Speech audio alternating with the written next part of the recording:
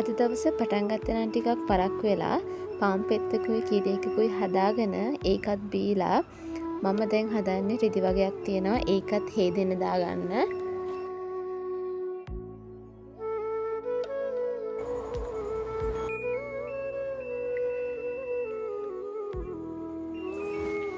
අද අපේ මල්ලි ගෙදර. ඒක හින්දා අපි දෙන්න ගෙදර තිබ්බ වැඩත් එහෙම මෙහෙම කරලා සුදු අම්මලා ගෙදර යන්නේ. මොකද මුග දවසකින් අපි එහෙ ගියේ නැහැ. ඉතින් අපි එහෙ යනකොට එයා වත්තේ වැඩ කර හිටියේ. ඉතින් ඔන්න මල්ලි වල්ලගෙන ගස්සට තිබුණ අඹ ටික කඩාගත්තා. මොකද නැත්තම් අපේ මල්ලි වල්ලන එකත් ලේසි නෑ.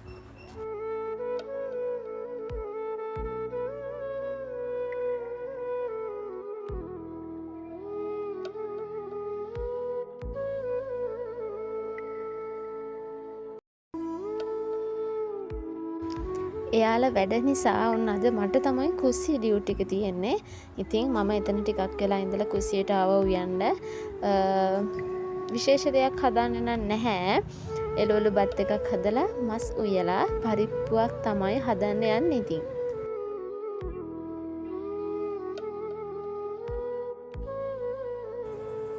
එළවලු බත් එක හදන්න ලීක්ස්, කැරට්, ලූණු, සුදු ලූණු ඒ සේරම මම එකපාර සුද්ධ කරගත්තා උයන ඒවටත් එක්කම. එතකොට ලේසි ඒ දේවල් ටික එකපාරම කපා ගත්තාම. ඒ අතරේ බත් එකත් ඉදිලා තිබුණේ. මම බත් එකත් ගහලා තිබුණේ රයිස් කුකර් එකේ. ඒකත් ඉදිලා තිබුණා. ඉතින් ඒකත් ටිකක් කූරු ගාලා මම එළවලු ටික සුද්ධ කරගන්න තමයි යන්නේ.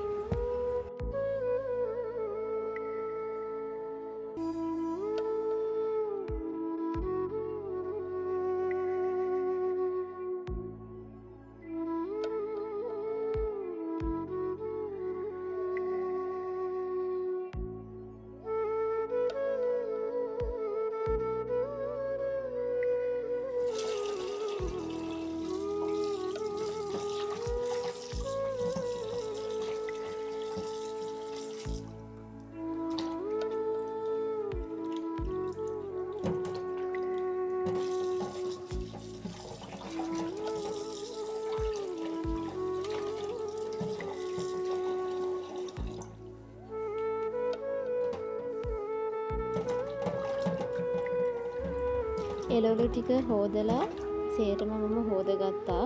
ඒකත් දැන් හොදගෙන ඉවරයි. මස් එක නම් ඊ අපේ සුදු අම්මා සුද්ධ කරලා හොදලා සේරම කරලා ෆ්‍රිජ් එකට දාලා තිබුණේ. මට තිබුණේ ෆ්‍රිජ් එකෙන් අරගෙන උයන්න විතරයි. හැබැයි මම කෝකටත් කියලා ආපහු සැරයක් හොදලා හොඳ දෙහි බෑබුකුත් මිරිකලා හේදුවා. මොකද තව පිළිහිරි ගතිය තියෙන්න පුළුවන් ෆ්‍රිජ් එකේ තිබුණ නිසා. ඉතින් ඒක කරලා මම දැන් හදන්නේ මස් එක මැරිනේට් වෙන්න තියාගන්න එළවලු ටික කපන්න කලින්. මොකද එතකොට අර හොඳට අපි දාන මිරිස් කුඩු 3-5 හොඳට මස් එකට අල්ලගත්තාම මස් එක තව රසයි.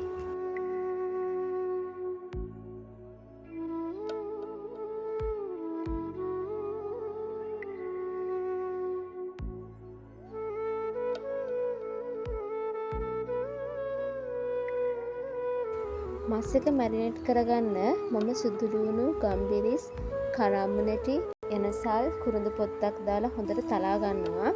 මේ සුදු ලූණු තලාගත් එක්කම චුට්ටක් මම අයින් කරගන්නවා මස් එක ටෙම්පරාදුවට දාදි තෙල් එකට දාන්න.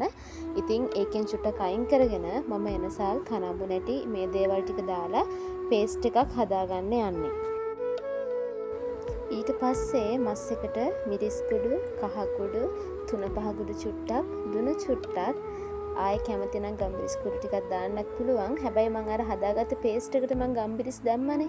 ඒකින්ද මම ආයෙ දාන්න ගියේ නැහැ. මේ ටික දාලා හොඳට මේක අනා ගන්නවා. මම නම් ඉතින් අතින් තමයි අනාගන්නේ. මොකද ඉතින් අපි ගෙදර කන්න හදන එකක් නේ. ඉතින් අතින් හොඳට මේක අනා ගන්න ඕනේ.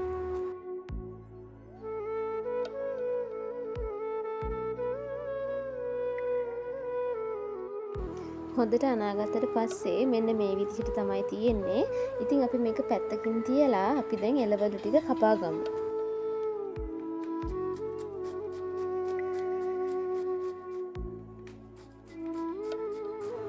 ඉතින් කොහොමද ඔයාලගේ සතියන්ත ගත වෙන්නේ? ඔයාලා කොහරි යනවද? ගෙදරට වෙලා ඉන්නවද? නැත්නම් ඔයගොල්ලෝ ආස දේවල් මොනවද ඔයගොල්ලෝ කරන්න කියලා පහලින් කමෙන්ට් එකක් දාගෙන යන්න. අපේ නම් ඉතින් එහෙම ලොකු දේවල් වෙන්නේ නැහැ නිවාඩු කියලා. මේ වගේ තමයි ඉතින් දවස ෂේප් එකේ ගෙවිලා යන්නේ. එහෙනම් පහලින් කමෙන්ට් එකක් දාගෙන යන්න අමතක කරන්න නැතුව.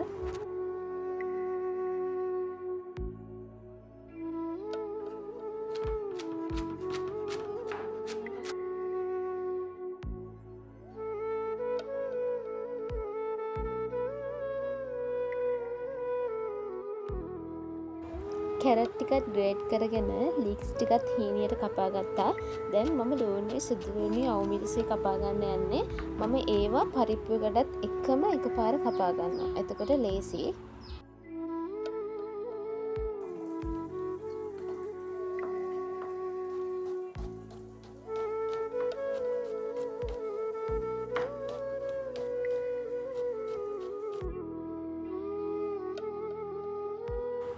මේ තියෙන්නේ මම පරිප්පුවකට කපාගත්ත ලූණු සුදුලූණු. මේක එළවලු බත් එකට. එහෙනම් අපි මුලින්ම මස් එක ලිපේ තියාගමු. මොකද මේ වෙද්දි මස් එකත් හොඳට මැරිනේට් වෙලා තියෙන්නේ. ඉතින් තාච්චියක තෙල් ටිකක් දාලා අබෑට සුදුලූණු තලාගත්තුවා.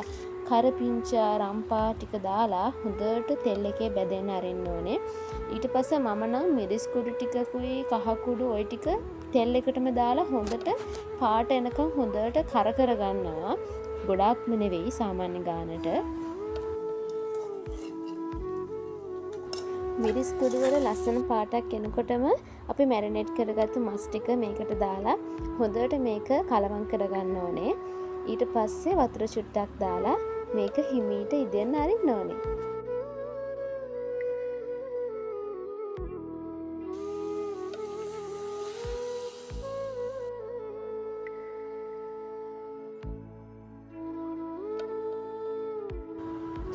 පරිප්පු එක හදන්න යද්දී මම දැක්කේ මම මේකට ලූණු අවුමිරිස් ටික දාගෙන නැහැ. ඉතින් ලූණු අවුමිරිස් ටිකත් හොඳට තෙලේ මේක බැදුනා නම් හරි රසයි. හැබැයි ඉතින් මං ආපහු මේකට දාගත්තා. ඒකම ගොරක කෑල්ලකුත් දාගත්තා.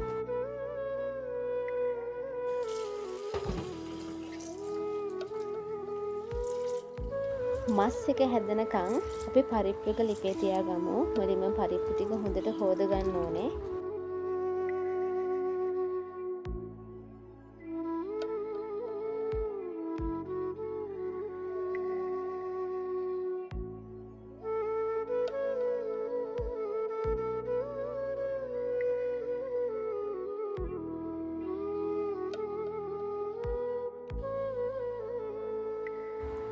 පරිප්පු ටිකත් ඇතුළට දාගෙන අපි කපාගත්තු ලූණු සුදුලූණු අවුමිරිස් ඔය ටික දාලා කහ කුඩු මිරිස් කුඩු චූට්ටක් 3-5 කුඩු ටිකක් ලුණු උළුහාල් ඔය ටික දාලා මම වතුරෙන් තමයි තැම්බෙන්න තියන්නේ. මගේ කලින් වීඩියෝ එකත් මම පෙන්නලා තියෙනවා පරිප්පු නම් හදනවා.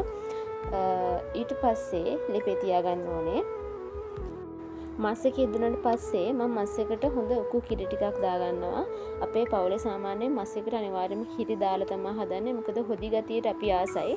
ඒක හින්දා ඉතින් ඒ විදිහට හදපුවාමත් හරි රසයි.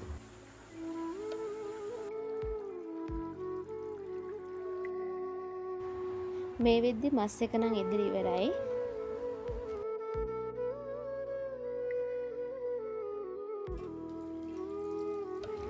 පරිප්පු එකත් හොඳට තැම්බුණාට පස්සේ කිරි ටිකක් දාගත්තා. ඉතින් ගොඩාක්ම කිරි ගතියට දාගත්තෙත් නැහැ. මොකද මස් එකෙත් හොදි තියනවානේ. ඒක හින්දා සාමාන්‍ය ගණ්ඩාර බොරේට කියන්නේ අන්න ඒ වගේ හිටින්න ගත්තා. දැන් මම එළවලු බත් එක හදාගන්න යන්නේ. මස් ටිකක් තම්බලා තිබුණා. ඒක හීනියට ලියාගත්තා. ඉතින් පෑන් එකක් ලිපේ තියලා ඒකට තෙල් ටිකකුත් දාගෙන මුලින්ම මස් එක බෙද ගන්න තමයි මම යන්නේ.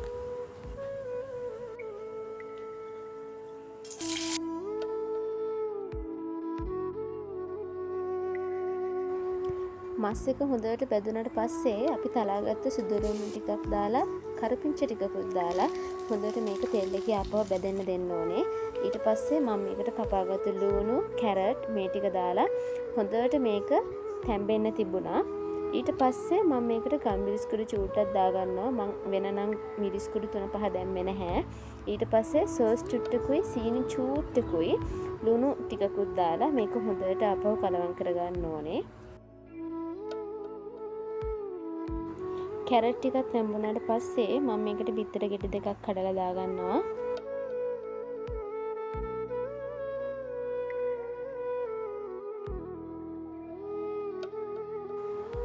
මම ඒ ගමම ලීස් ටිකක් දාගත්තා. ලීස් ටික ගොඩාක් වෙලා තැම්බෙනකම්ම තියන්නෙත් නැහැ. සාමාන්‍ය ගානට මේකත් එක්ක කලවම් කරලා මම ඊට පස්සේ මේකට බත් ටික දාගන්නවා.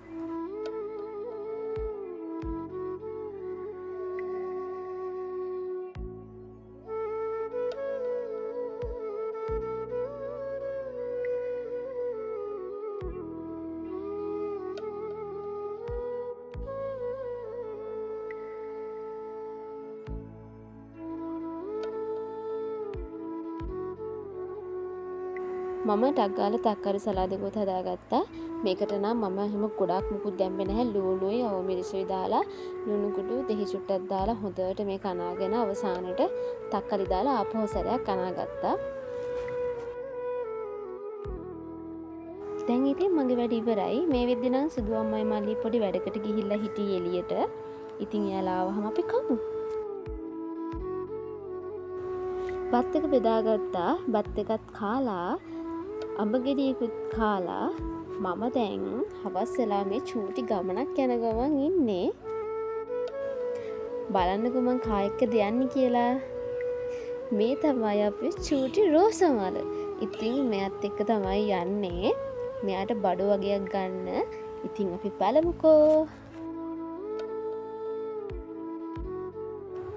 මේ වෙද්දි යාගේ මූඩ් එක නම් ටිකක් අවුල්. එයා දොයි මතේ හිටියේ මොකද උදේ ඉඳලම නිදාගෙන නැහැ. ඉතින් ඒක හින්දා hina ගසන්න හැදුවට hina වෙන්නෙත් නැහැ. ඉතින් අපි දිහාත් බල ඉතින් ওই විදිහට ගියා අපිත් එක්ක.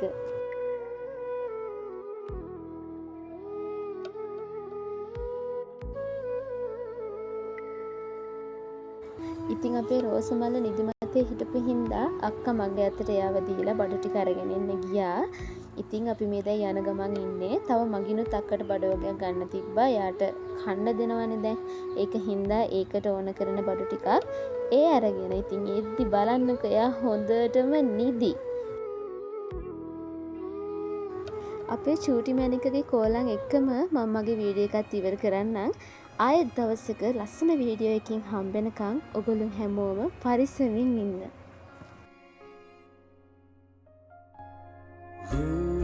සමයයි මලක පෙති අතරේ නුඹ පිපුණා.